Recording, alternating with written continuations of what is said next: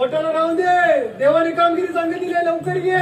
अले मेला तर टपीला दाय तुटली आहे. अरे तिला बांधून ये. आलो रे आलो. ये लवकर ये. झाला रे घोटाळा, झाला रे घोटाळा,